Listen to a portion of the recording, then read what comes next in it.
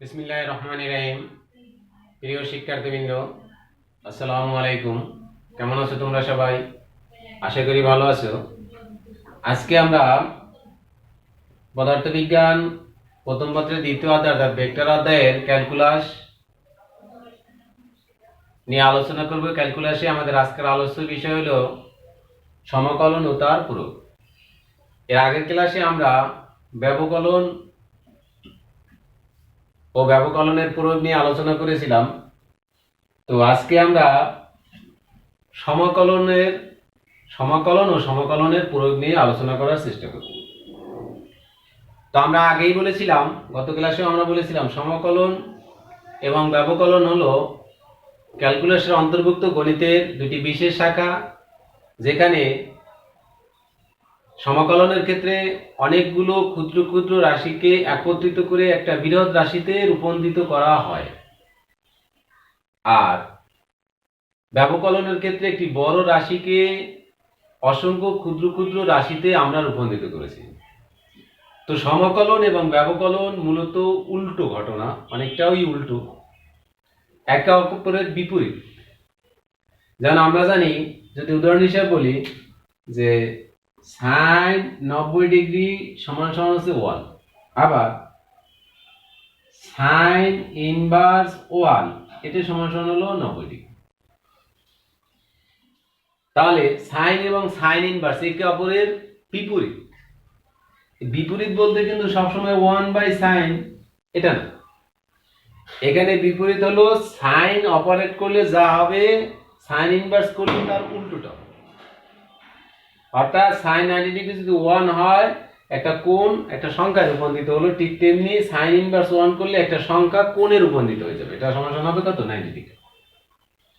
তো ঠিক তেমনি সমকলন এবং ব্যবকলন দুটি বিপরীত অপারেটর, একে অপরের বিপরীত অপারেটর। যেমন আমরা উদাহরণে যে বলেছিলাম যে সমকলনের সিম্বলটা আমরা দেখি, সমকলনে এভাবে আমরা সিম্বল দেই, যেখানে ব্যবকলনের সিম্বল দিয়েছিলাম আমরা কত? d/dx। আর এটা হলো সমকলনের সিম্বল ইন্টিগ্রেশন। এই চিহ্নটাকে বলা হয় ইন্টিগ্রেশন বা সমকলন।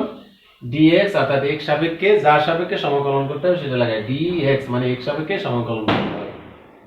তাহলে গত ক্লাসের সাথে আমরা যদি d/dx অফ x⁴n এটা সমান সমান কত পেয়েছিলাম আমরা? n x⁴n-1।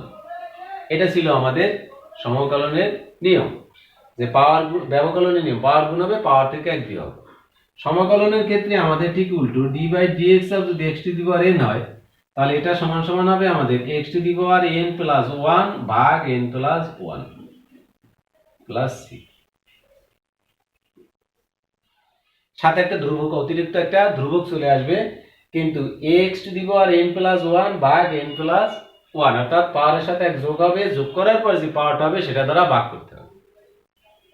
যেমন এই ধ্রুবকটাকে যদি আমরা উপেক্ষা করি, আপাতত ধ্রুবকের ব্যবহারটা আমরা পরে দেখাচ্ছি, তাহলে আমরা একটা কাজ করতে পারি। যেমন মনে করি x⁴ d/dx অফ x⁴, এটাকে করলে হবে আমাদের 4x⁴ অর্থাৎ 4x³।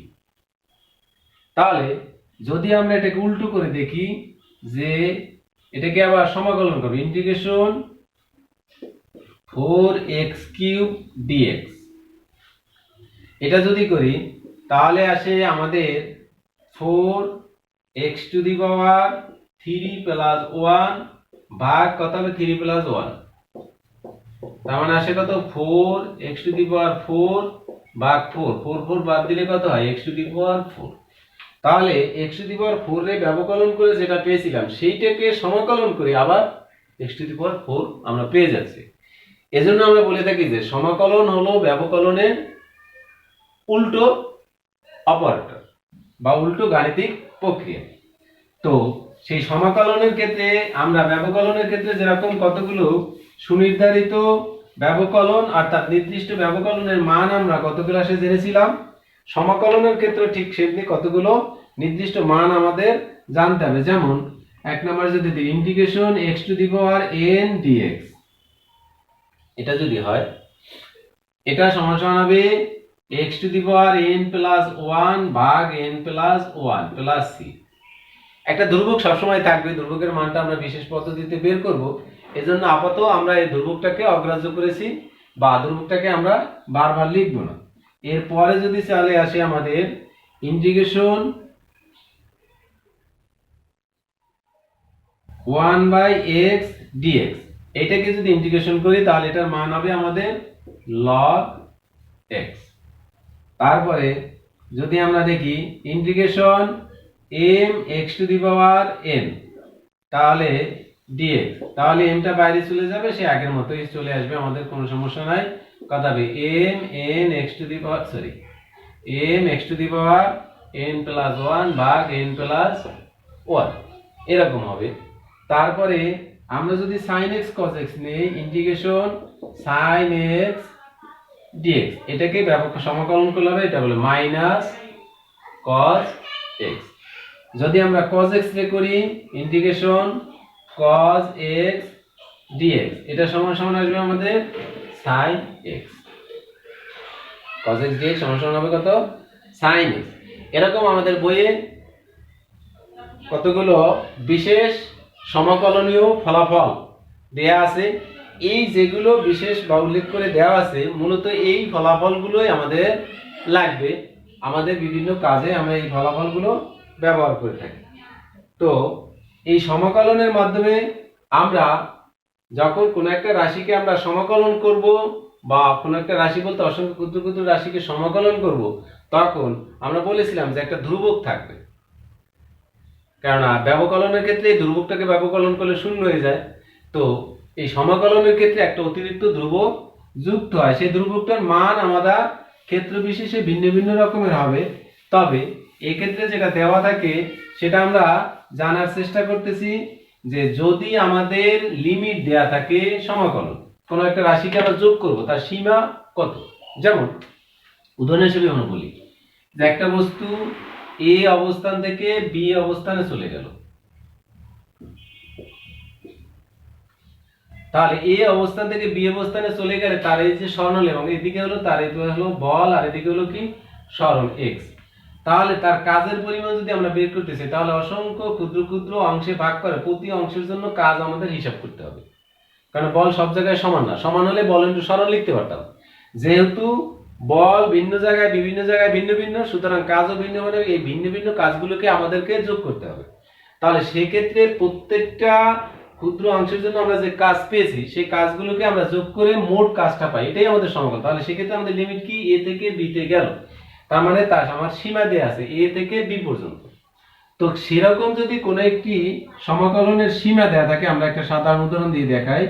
যেমন মনে করি একটি ইন্টিগ্রেশন দেয়া আছে, integration x to the power n dx, এর লিমিট দেয়া আছে a থেকে b, অর্থাৎ a হলো শুরুর অবস্থান যেটাকে আমরা বলি লোয়ার লিমিট, b হলো শেষ অবস্থান যেটাকে আমরা বলি আপার লিমিট। যদি এরকম দেয়া থাকে তাহলে এটাকে আমাদের কাজ করতে হবে কি, যে এটাকে আমরা ইন্টিগ্রেশন করলে আমরা জানি হবে আমাদের x to the power n plus 1 ভাগ n প্লাস 1। এটাকে এরকম থার্ড ব্র্যাকেট দিয়ে আমরা লিমিটটাকে ডান পাশে লিখবো a b। এর পরের যে কাজটা হবে, যে এরকম লিমিট দেওয়া থাকলে আর ধ্রুবকটা আসবে না, ধ্রুবক ব্যবহার করার প্রয়োজন হয় না তখন। তাহলে এই লিমিট যদি হয় তাহলে কত আসবে আমাদের, এই কি সাপেক্ষে ইন্টিগ্রেশন করলাম, x সাপেক্ষে। এখানে যেই জায়গায় x আছে, শুধুমাত্র এখানে x আছে, যদি এইখানে x থাকে তাহলে সেই x এর পরিবর্তে আমরা লিখব আপার লিমিট অর্থাৎ b, b to the power n plus 1 ভাগ n প্লাস 1। তারপরে মাইনাস চিহ্ন দেব, দেওয়ার পরে লিখবো আমরা a to the power n plus 1 ভাগ n প্লাস 1। অর্থাৎ যেটা সাপেক্ষে আমরা সমাকলন করেছি সেটার পরিবর্তে আমরা আপার লিমিট বসাবো, bx চিহ্ন দিয়ে ঠিক একইভাবে লোয়ার লিমিট বসাবো। তাহলে এই আমাদের লিমিট ভাঙানো হয়ে গেল, লিমিট বসিয়ে দিলে আমাদের ফলাফলটা চলে আসছে। তাহলে এক্ষেত্রে আর আমাদের কি থাকবে না, কোনো ধ্রুবক থাকবে না। যেমন যদি আমরা একটা অঙ্ক আমরা করে থাকি, উদাহরণ হিসেবে যেমন একটা গাণিতিক সমস্যা আমরা নেই,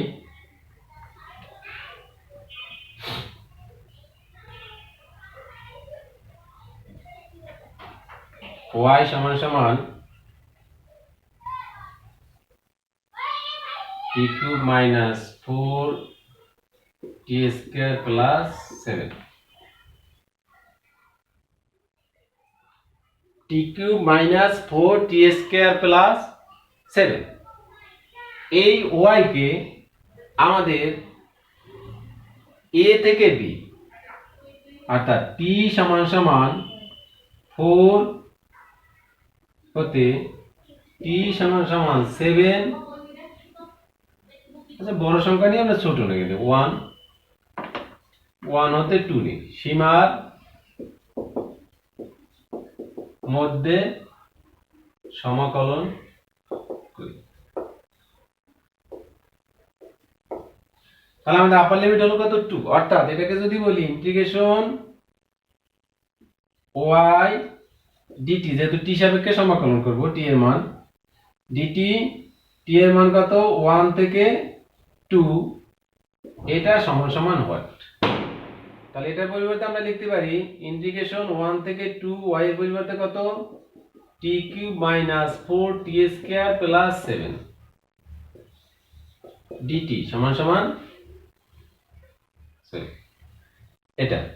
তাহলে এটা যদি হয় তাহলে কি হবে, এটাকে করলে আমরা আলাদা করে যদি নেই তাও নিতে পারি বা একবারেও করতে পারি। আমরা যদি করি তাহলে ইন্টিগ্রেশন করলে এটা কত হবে, পাওয়ারের সাথে 1 যোগ হবে, অর্থাৎ আসবে t টু দি পাওয়ার 4 ভাগ 4 মাইনাস 4 t কিউব ভাগ 3 প্লাস 7t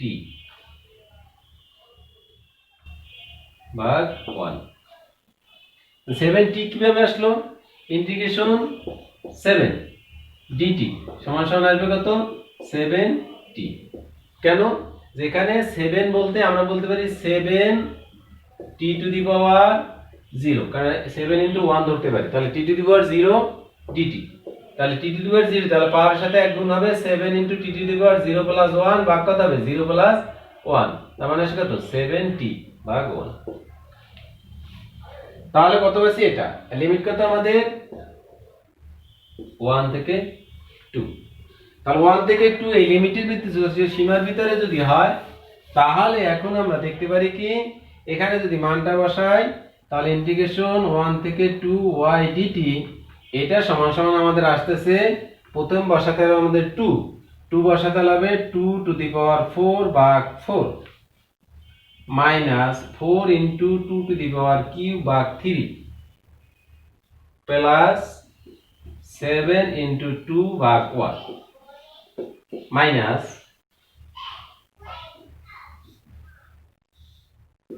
এরপর বসাতে হবে কি 2 বসিয়েছি এখন 1, তাহলে কত আসবে আমাদের